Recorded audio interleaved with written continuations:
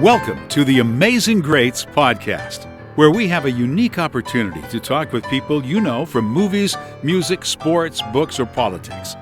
It's a real and raw conversation about their life, their career, and how faith has played a role in it.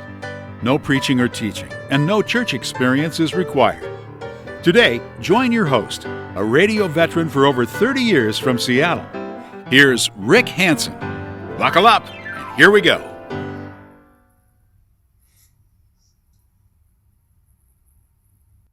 I gotta walk. Got to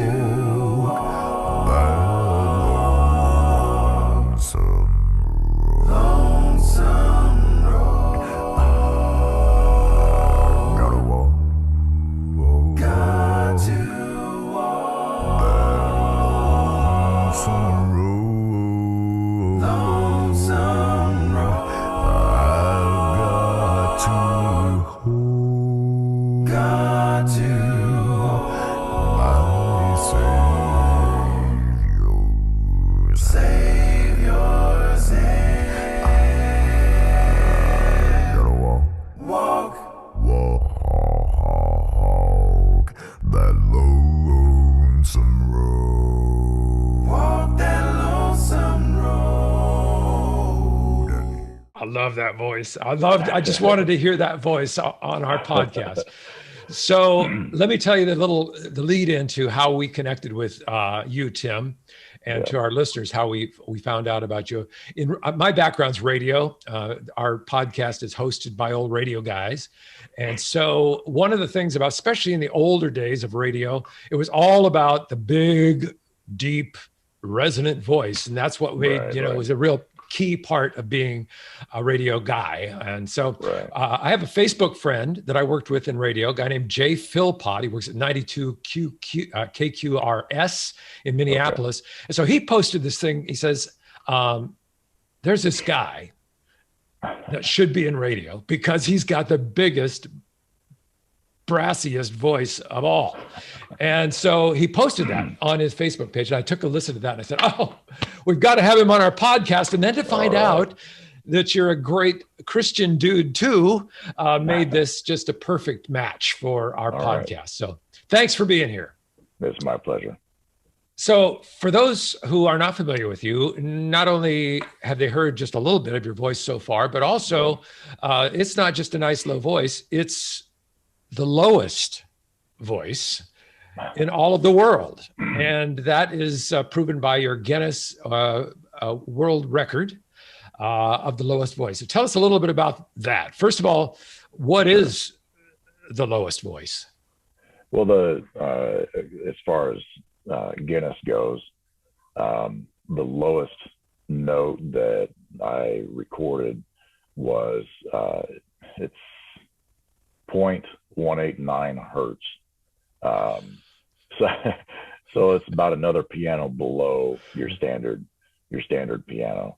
It's seven octaves below the lowest note on the piano. Seriously? Somewhere around there. Yeah. It's musically, not that you would really attribute a musical note to it, because you couldn't really use it in music, because it's just a vibration, right? Really slow vibration.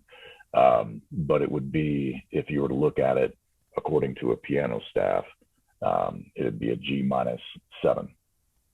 So you're saying that your low end is lower than the human voice can hear? Yeah, the threshold for human hearing, and that's just your average human ear, is around 20 hertz, which is not quite an octave below the piano. If I remember, the bottom of the piano, I think, is right around 29 hertz. And then 20 hertz is right around the threshold of human hearing. Some people can hear lower than that. I know I can hear frequencies quite a bit lower than that. Well, so, in my research, which my research could also be called stalking the So I found some interviews that you had done here, there, and everywhere. And one of the things you said, Right. which I got to question you about, is you said somewhere along the way that at the lowest end, Yeah. you can only be heard by elephants. Is that, Well, is that a joke, or is that true? Well, there are, the reason I pointed out elephants is because they communicate around 4-5 hertz. And I don't know how it happens. Part of it has to be their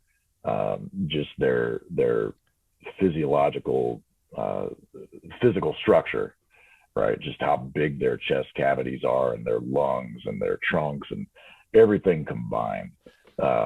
They communicate at such a low frequency, and they can communicate over miles and miles, like 20 miles, 25 miles, something like that. Okay. And they can hear that. I don't know if you've ever stood close to an elephant. I have not. But sometimes they do this really low rumble, and it's just, you can feel it. It's amazing. And actually, alligators, I don't know if it's alligators or crocodiles or both, but they communicate much the same way, really low frequencies. And actually, with alligators, since they're in water, since they're in water, Oh yeah. You can see where the spines on their backs are sitting kind of just above the water, and they start that rumble, and the water just does this, and it's popping all over. It's really cool. But I'm kind of a. So at one point along the way, your record, your Guinness record, was broken by some other guy for a period of time, and then you reclaimed your position. Right, so, did you ever meet the dude that beat you out for that period of time? No, we've talked on the phone. Oh, you have? Super nice dude, super nice guy. Roger Moniz, I think was his name. Oh, Roger Moniz. Okay. Yeah, I thought it would be cool to get you in the same room and have a voice off. It would be. Oh man. Do you happen to know how physiologically your mechanics of your voice are different than mine, for example, to make you have such a low voice? Yeah, actually, I used to sing with this Acappella group called Rescue back in the day. And after a concert, there was a ear, nose, and throat specialist that was at the concert. And he's like, man, I got to look at your vocal cords. I said, okay. Nobody ever told me that before. But we went to his office like 9-10 o'clock that night, like after the concert. Wow. He sticks a scope up my nose and down my throat. And I could see my vocal cords on the screen in real time. It's just the weirdest thing. And but he said that my vocal cords are twice as long as he's used to seeing, and the arytenoid muscles that control your vocal cords, he said there's a lot more movement to them than he's used to seeing, which I guess would attribute to the fact that I can control. I have an easier time controlling those lower notes. I don't know. I've always just looked at it as something, that God blessed me with, and just using it the best I can. Absolutely. So not only do you have the lowest range in the world, but you also have this wide range of octaves that you can hit, which is kind of unique. Right. People that can hit some high notes and some low. In fact, you have a 10 octave range. Basically, is that what you've? Yeah, that's what's on record with Guinness. Actually, the last time I broke my record, I just extended the low end part of the record, and I didn't do the full range.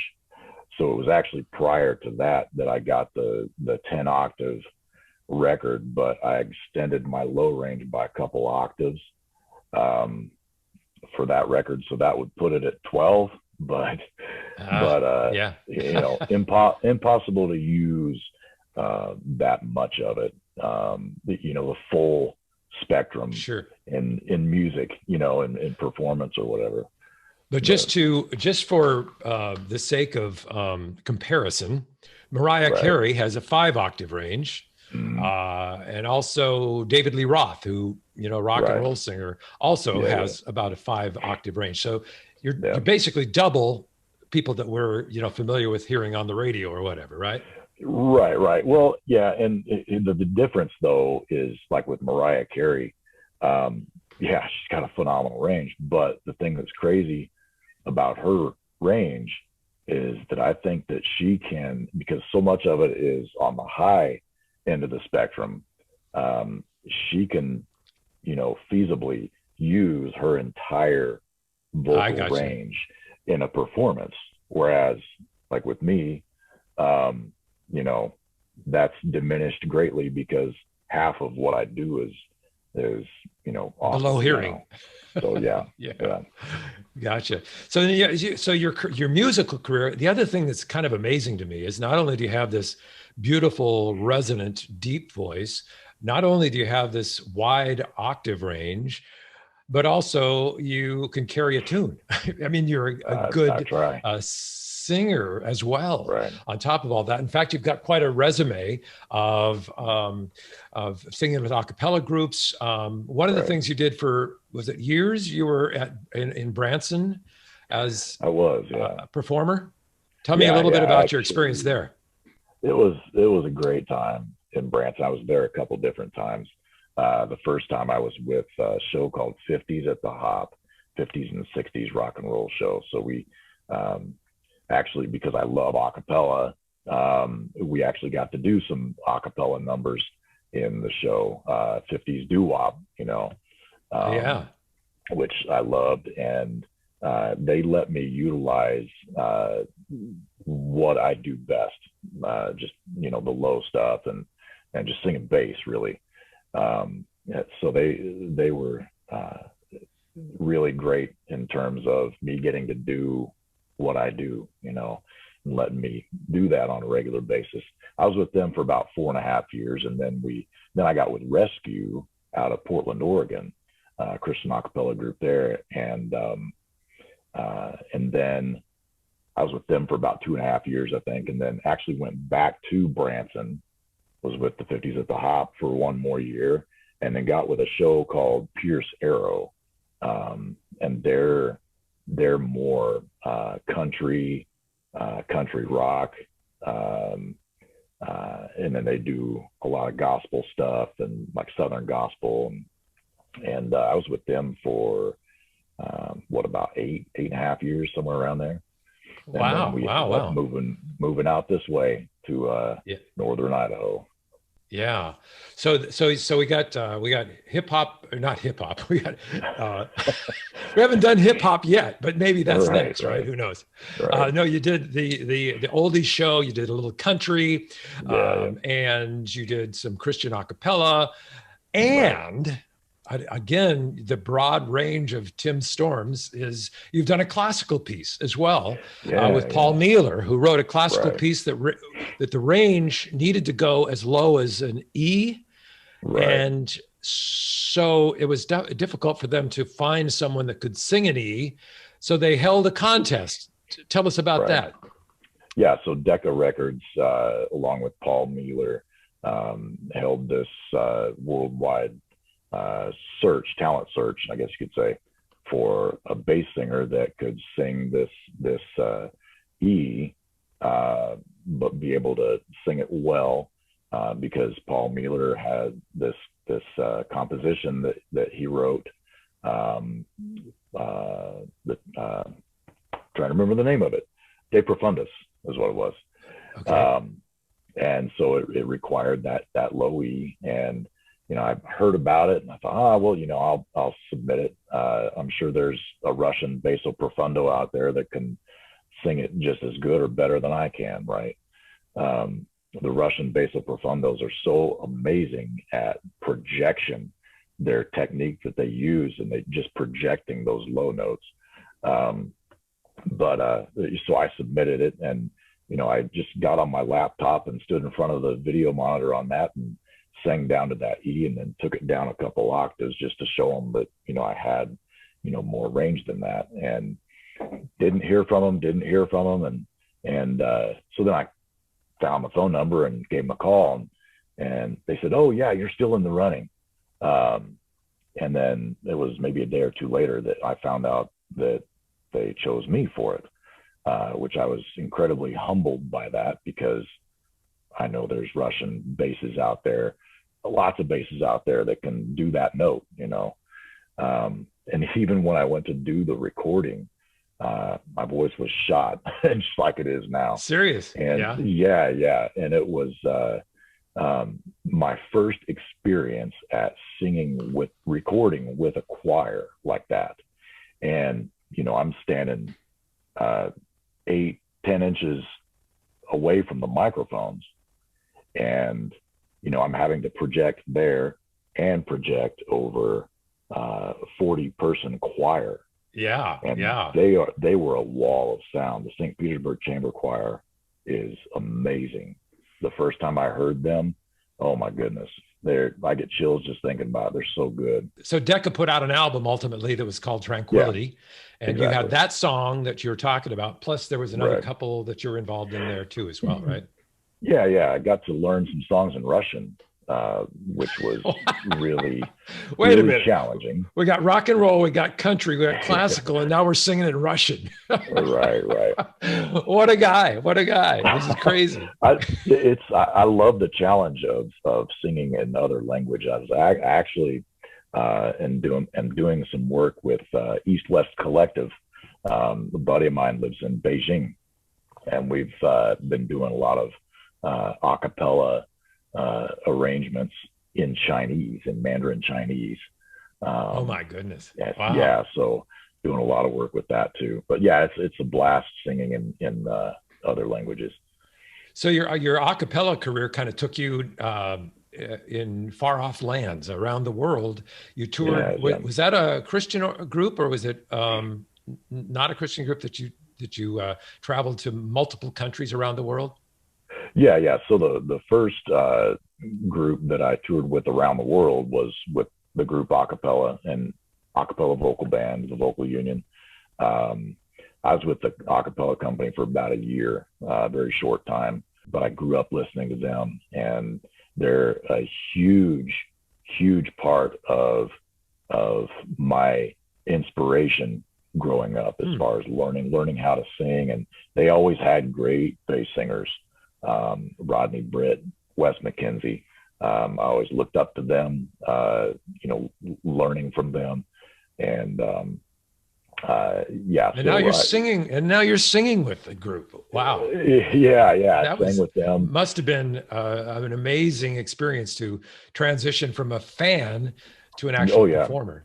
Yeah. Yep. It was my lifelong dream to sing with them, and I bet God had something to do with that one.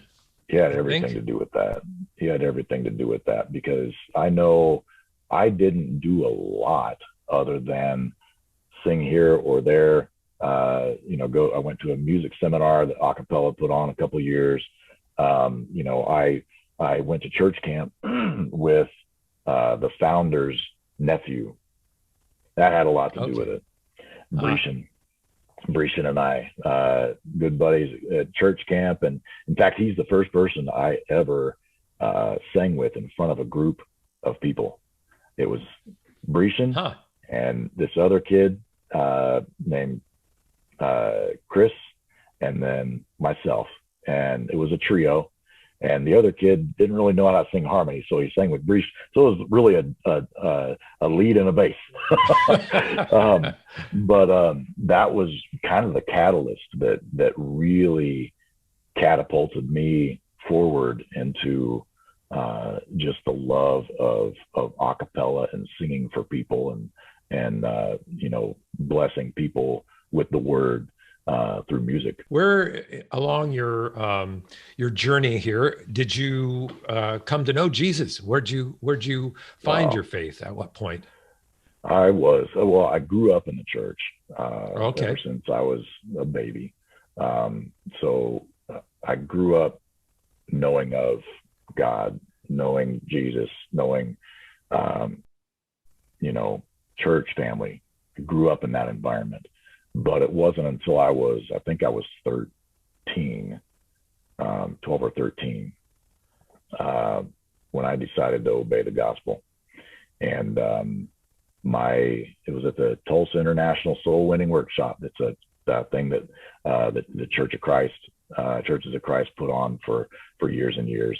And my dad baptized me in front of about 10, 11,000, 12,000 people. Oh my goodness.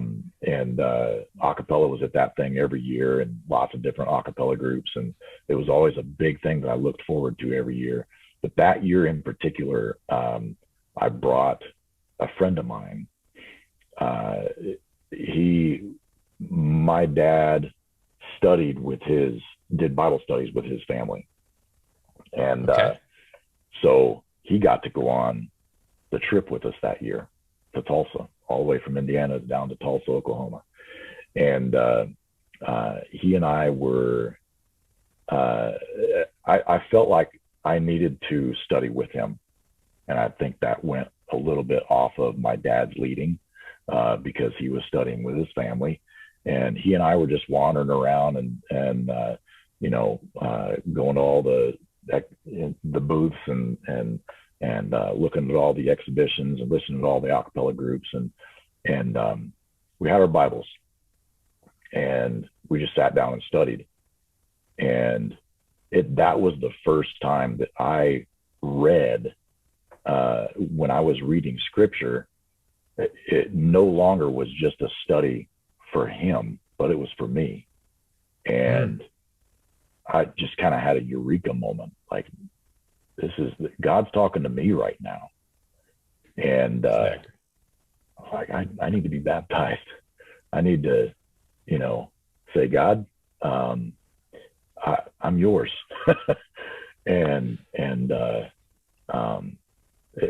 That was my first eureka moment of, hey, I'm lost, and Jesus is the only way. God's the only one that can do anything about that. Yeah. I can't do anything on my own. It's God. And, I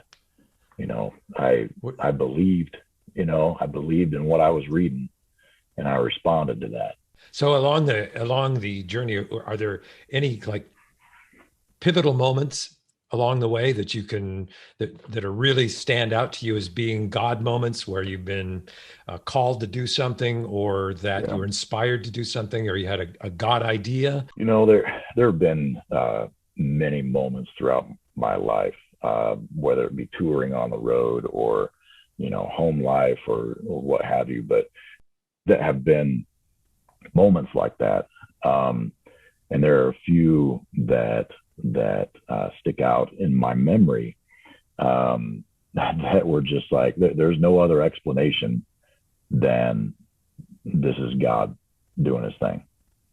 And really, it was the first time after I graduated high school, first time touring on the road. I sang with a guy named Tim Tibbles. We were both named Tim. The group's name was Timothy. It was that before I got in the group. Perfect. Yeah. So it worked out great. But we're on the road, and we are driving, I think it was across Montana in the middle of the night, and we were getting low on gas. And gas stations were open gas stations were few and far between. And I'm sure Tim remembers this, but we're cruising along, going up an incline, and ran out of gas, and we're done. We're on the side of the road. I'm like, oh, great. And I just remember praying, because we're out in the middle of nowhere, pitch black, middle of the night. Where in the world are we going to find gas, right? And all the stations we stopped at were closed. And so we're sitting going up this hill. We're stopped on the side of the road, and I'm just kind of praying in my own head, God, please help us out here, because what do we do? And the craziest thing, this is in the middle of summer. Okay. Craziest thing was on going eastbound going eastbound on the other side of the highway, opposite directions as us. There was one of those big snowplows in the middle, like the highway, big highway snowplows in the middle of summer, right? Okay. Middle of the night, yeah, going down, the other side or going the other direction. I'm like, what in the world? Well, he turned around and came and parked right in front of us. He's like, y'all all right? We're like, we're out of gas. He said, all right, I'll take somebody. We can go get a gas can, get you some gas. So I went with him. And another crazy thing is right when we crested the top of the hill, there was a huge truck stop that was open, like less than a mile away. Wow. It was just over the top of the hill. And between there and the gas station, I got to share my faith with this guy. And I don't know whatever came of that. I don't know whatever came of it, but I feel like God put that guy there, not just to take care of us, but to take care of him too. You know what I mean? Yeah. But that's just one of those moments. What a great story. That's a great still story. Very vivid, very vivid in my memory. Yeah. How about a faith challenge along the way, or an unanswered prayer? Do you have a moment like that in your journey? Yeah. Well, the Bible talks about being patient in affliction, and I have asthma, and I have come to really take that scripture to heart, because having asthma and allergies and being a bass singer doesn't mix very well. No. What I'm even going through right now, it makes it very, very difficult to be able to be consistent on a regular basis and be able to do what I need to do with my voice when I need to do it. And so that's been a huge challenge in terms of growing my patience, because I can get super frustrated if I'm trying to sing something and it's just not working. And I'm my biggest critic. I'm harder on myself than I'm sure anybody else would be as far as my voice goes. So it does get frustrating when my voice, my asthma and allergies won't let me do what I want to do.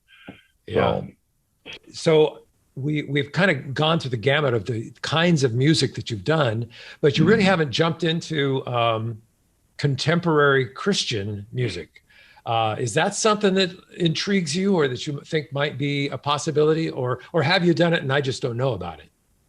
Well, no, I haven't done anything that, would be on the, Christian charts or anything like that per se, other than being with the group Acappella and Rescue.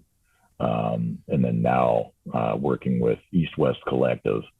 But in terms of, branching out and doing contemporary Christian, I haven't really looked at that direction per se.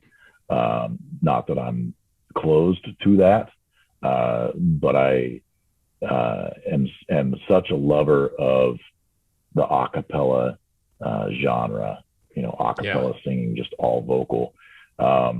It's hard to imagine really doing anything other than that.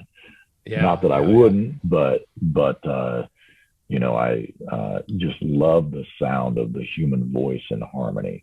He captured my heart so long ago. He wants you to know him and love him. He'll show you how. Yeah.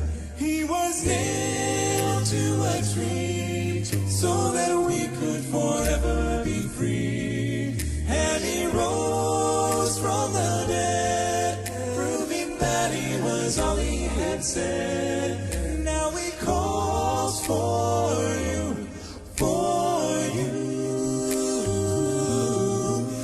Yes, he died for me and you for you.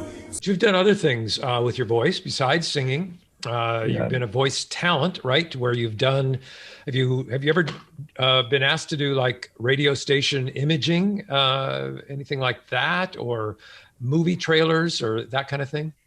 Yeah. So I've done some voiceover work. I've got a website for my voiceover, and I've done some things here and there. Not on really a full-time basis with that. But yes, I would absolutely love to do some movie trailers. What a voice for movie trailers. I mean, you're perfect for that. Yeah. Yeah. And it's an art. It's an art form. Somebody can have a low voice and great speaking voice, but it's a whole different ball of wax when you're trying to perform a voiceover, be it a movie trailer, just a radio commercial, stereo, radio imaging, whatever. It's an art form, and it takes a lot of practice and a lot of hard work to be able to deliver those lines like they're needed. There's that one guy that does the trailers. I mean, we've all heard him, and it's in a world where, he's got the big, beautiful resonant voice. But he's I could just see you doing stuff like that. Yeah. And that's what I would love to do. I've got some, examples of some movie trailer type voiceovers up on my website, but I would love to be able to do that. So you were born in the South, you moved to the Midwest for the most part. Right. Now you've somehow found your way to Coeur d'Alene, Idaho. How is it that you came to the Pacific Northwest? I was actually with an Acappella group originally when I moved up here. A guy that sang with AVB in the 80s. Early 90s, he formed a group called Freedom, and we relocated from Newkirk, Oklahoma up to Coeur d'Alene, and that's where I met my wife. And so then was December of 94 is when I went and sang with Acappella. I moved out to Paris, Tennessee. And then she and I got married May of 95. And then we ended up back in Coeur d'Alene December of that year, and then moved here, there, and everywhere. And when we moved away from Coeur d'Alene, we both felt and wanted to end up back in Coeur d'Alene one day. And it ended up being way sooner than we ever imagined, and that was another God thing, just the way that all happened. But we ended up coming back to Coeur d'Alene. It's where she grew up, and she's got some family here, and we thought, let's just go back to Coeur. We're really close, so let's just get back to Coeur d'Alene and kind of start all over. Our kids can grow up here, and it's it's a piece of paradise. Let's face it, Coeur d'Alene, Idaho. It's just gorgeous, and you're out of the big urban centers, and you got great nature things there, and all of that is going on in Coeur d'Alene for sure, right? Including the big Coeur d'Alene Lake, which is gorgeous. So it's beautiful. But I know you got to get scooting here. But before we let you go, a couple things I want to do is first of all, I want to demonstrate to our podcast audience. Right. The lowest range that you can get to at this point. I know you've had some challenges with your voice here over the last week or so, but give it all you got, and let's hear the lowest voice you can give us. How about I sing Amazing Grace a little bit? Will that work? That would be perfect. Sing it a little bit low. All right. May not be as low as I can go, but let's see. Amazing grace, how sweet the sound that saved a wretch like me. Nice. That is so cool. Thank you. That's That's great. whew, Nice job. Thank you, Tim. Super raspy. Yeah. Yeah. Oh, That was man. wonderful, though. And thank you so much for taking the time and talking with us. Is there anything It we was my can do to pleasure. support you as an audience? I guess if any of us have need a voice talent, we know where to go for to the. sure. What's your website address? It's Tim Storms VO as in voiceover, timstormsvo.com. Okay. What Yeah. else anything else going on that we can help support? Can pray for you in any way? Yeah. Actually, the work I'm doing with East West Collective, the proceeds from the song with the MP3 sales go to benefit charities in China, and it's orphanages and things like that. And we take the money and donate it to the charities, but then dump it back into producing more music. Just kind of a circle like that. And it's going to a really good work and going to producing Christian music in Mandarin. We're also doing stuff in English as well, but a lot of it's in Mandarin. And so that's East West Collective that we're doing that with. So, and is that again available on a website? Yeah, I think if I remember right, I think it might be on Apple Music and Spotify. We'll do some research and we'll find it and we'll put it up on the screen and in audio to let people know where they can contribute in that regard as well. So for sure. And I think it's I don't remember if it's eastwestcollective.com or ewc.com. But yeah, if you just search East West Collective, yeah, we'll find it. All right. Definitely Tim, appreciate the prayers as well. Thank you so much for taking the time today and to be with us, and best of everything to you, and God bless you. That. We will we'll continue to follow your career, and it's been great to get to know you a little bit. You too. It's a pleasure, Rick. Thank you so much. God bless you, man.